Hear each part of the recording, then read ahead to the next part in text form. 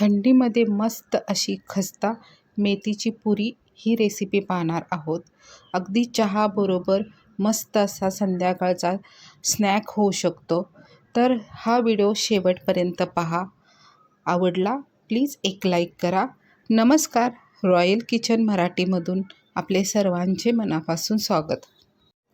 मेथीची पुरी बनवण्यासाठी गव्हाच्या पिठाचा वापर केलेला आहे. एका पसरट भांड्यामध्ये 2 वाट्या गव्हाचं पीठ अगदी चाळून घेतलेलं आहे. आता त्यामध्ये बारीक असा रवा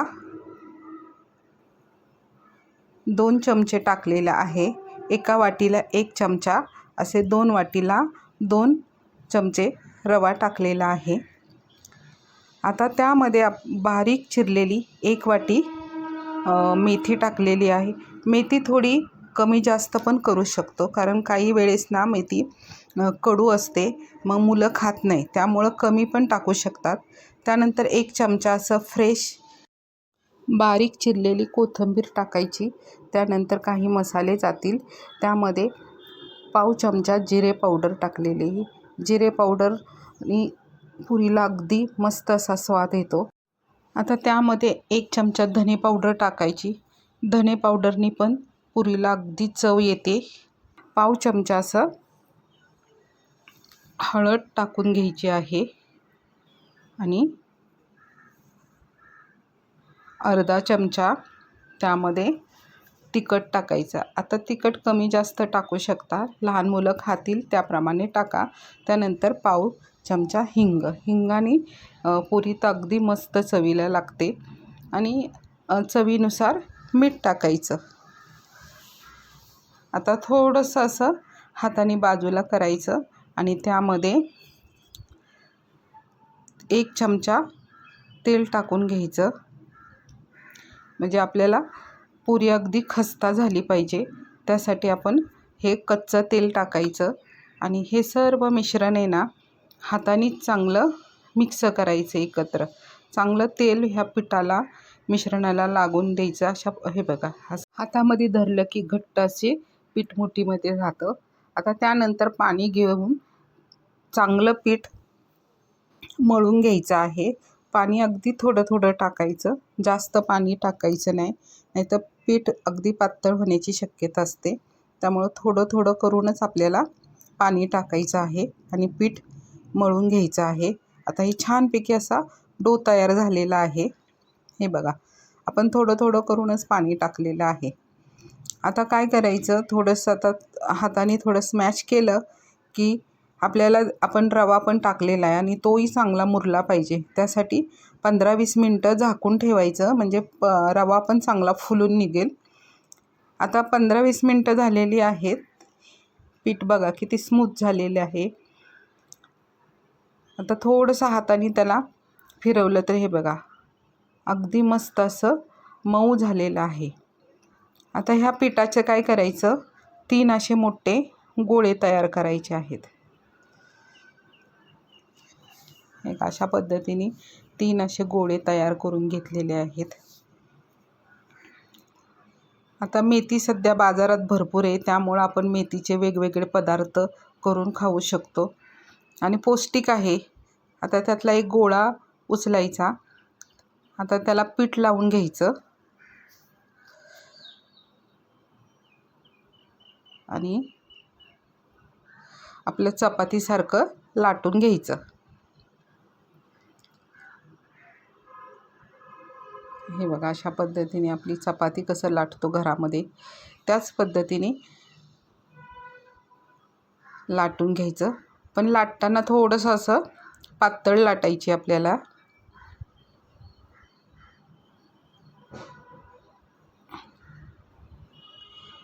साईडने असं लाटत लाटत जायचं. थोडंसं कसं चिकट असल्यामुळं ना पीठ थोडंसं उचलून धरतं.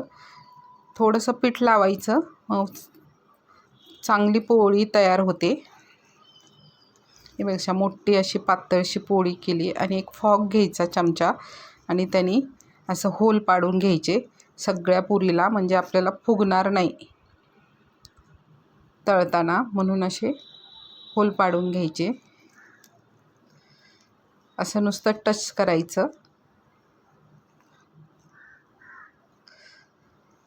आणि ही वाटी आहे, वाटीने मी अगदी सगळ्या पुऱ्या काढून घेते. आता वाटी थोडी छोटी असे मोठी असे तसं काही नाही, कुठली पण वाटी वापरा जेणेकरून आपल्याला पुरी अशी गोल झाली पाहिजे.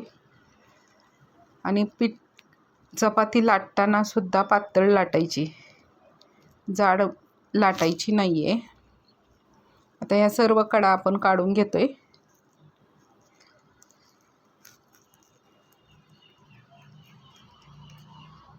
हे बघा, अशा पद्धतीने मस्त अशा पुऱ्या झालेल्या आहेत.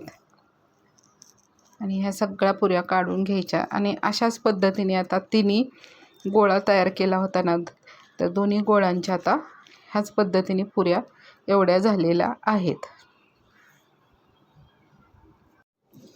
आता गॅसवर काय करायचं, कढई ठेवायची. कढईमध्ये तेल तापवायला अगोदरच ठेवलं होतं. गॅस मी मीडियम फ्लेमवरच ठेवलेला आहे. आता तेल तापलं की त्यामध्ये एक एक पुरी सोडायची. आता आपल्याला मीडियम फ्लेमवरच पुऱ्या तळून घ्यायच्या आहेत. आता 5-6 पुऱ्या त्यामध्ये कढईमध्ये बसतील. एका साईडनी चांगल्या तळल्या की दुसरी साईडनी उलटून घ्यायच्या.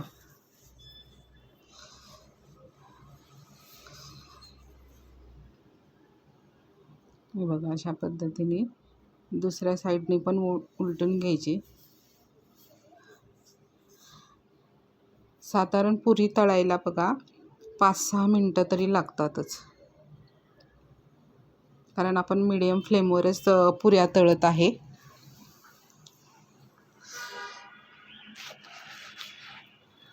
हे बघा, मस्त अशा खरपूस पुरी तळलेली आहे आणि कुठेही फुगलेली नाही. आता दुसऱ्या टाकून घ्यायच्या. तेल तापल्यानंतर टाकायचा. थोडं तेल नंतर थंड होतं, थोडंसं परत तेल तापून घ्यायचं आणि मग दुसरा घाणा सोडायचा. अशा पद्धतीने आपण सर्व पुऱ्या करून घेतलेल्या आहेत. किती सुंदर झालेल्या आहेत ह्या पुऱ्या. आता ह्या पुऱ्या ना आपण लहान मुलांच्या डब्यावरसुद्धा देऊ शकतो, लंच बॉक्समध्ये स्नॅक म्हणून. आता त्यानंतर आपण संध्याकाळी चहा पितो तेव्हा पण आपण खाऊ शकतो. अगदी स्टोअर करून ठेवू शकतो. 8 दिवस तरी राहतील फ्रीजमध्ये मस्तपैकी. हे बघा, किती मस्त खस्ता झालेली आहे आणि खायला तर इतकी सुरेख लागते ना, खूप चविष्ट लागते. तुम्हाला हा व्हिडिओ आवडला असेल तर एक लाईक करा, सबस्क्राईब करा. तसेच कमेंट बॉक्समध्ये सांगा हा पुऱ्या